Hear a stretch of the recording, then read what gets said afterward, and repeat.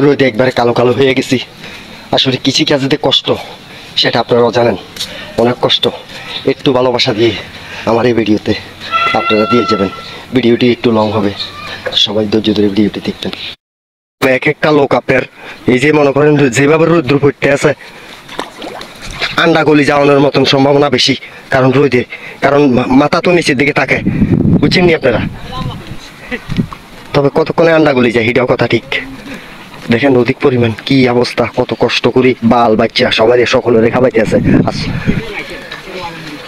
আর হরে হোলা আনে বাপ আমার দিকে চায় না। দেখেন এক একটা ভাই কি অবস্থা, আমার চাচা কি অবস্থা, আরে অস্থির অবস্থা। এই যে দেখেন পুরা হাতের মেয়েতে মানুষের খালি রোয়া রইতে আছে, খালি মানুষ আর মানুষ, অনেক মানুষ। দেখেন অধিক পরিমাণ মানুষ খালি রোয়া রইতে আছে, খালি রোয়া রইতে আছে। আসলে এই সময় আসলে মানুষ অতিরিক্ত রোদ পড়তে আছে উপরে, তারপরেও কিন্তু রোয়া রুই যেতে আছে। মাশাআল্লাহ মাশাআল্লাহ। আসলে মানুষের শরীর এই রোদ একবারে লাগজন মাজা নিচের দিকে দিয়ে রাখলে লাজুক হুন শুদ্ধা গরম হইয়া যায়, আগুন হয়ে যাইতে আছে, তারপরেও মানুষ রোয়া রুই যেতে আছে। তো আসলে এত কষ্টর ফসল যদি মাঝে মধ্যে বন্যা এসে যদি সব যদি এলোমেলো হয়ে যায়, তাহলে কিরকম লাগে বলেন আপনারা।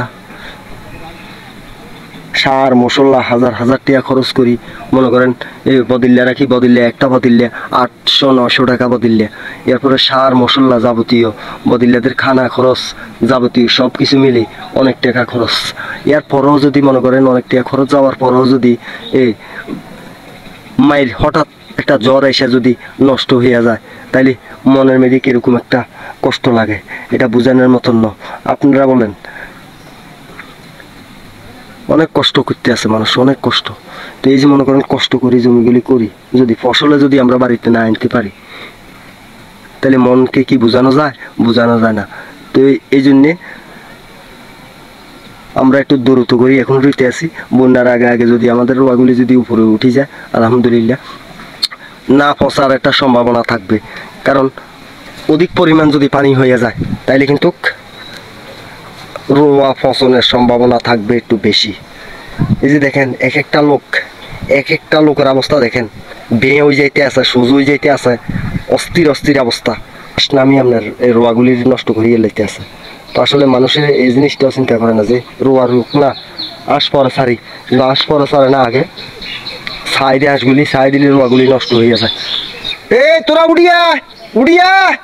উড়িয়া তো করতে আসি তাদেরকে নাস্তা খাওয়ার জন্য, তারা নাস্তা খাইতে আসতে আসে না, তারা বহুত হারামি, করলে হারামি।